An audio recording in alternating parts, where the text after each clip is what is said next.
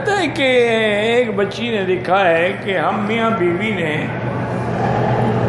Medical checkup भी करवाया है और मेडिकल चेकअप में हम दोनों ठीक हैं, लेकिन फिर भी औलाद नहीं हो रही।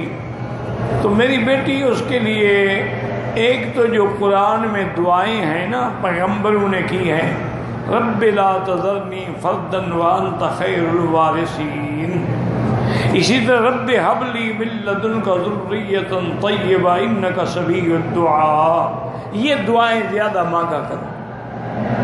और तीसरी बात यह है कि जब भी अल्लाह मौका दे मियाँ को भी बीवी को भी सूरत यूसुफ पढ़ के दुआ किया करें, कम अज़ कम हफ्ते में एक दफ़ा तो पढ़ लें। तो इंशाअल्लाह वमा ज़ालिका अलल्लाहि बिअज़ीज़, अल्लाह के आगे क्या मुश्किल है।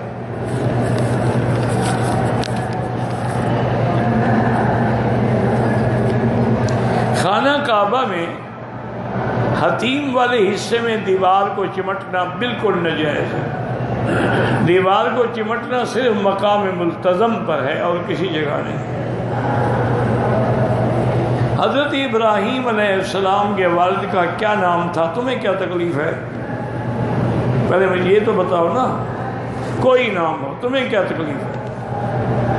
क़यामत में तुमसे पूछेंगे इब्राहीम के बाद, जब कुरान का ज़िक्र ले अभी आदर, बाप का नाम आदर था, फिर क्या झगड़े करने हैं कि चाचा था फला, या आबते या आबते क्या, अब सारा कुरान भरा हुआ है।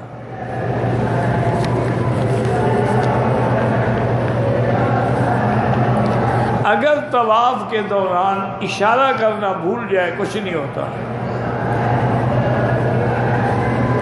हजूर के चाचे कितना थे अल्लाह आलम।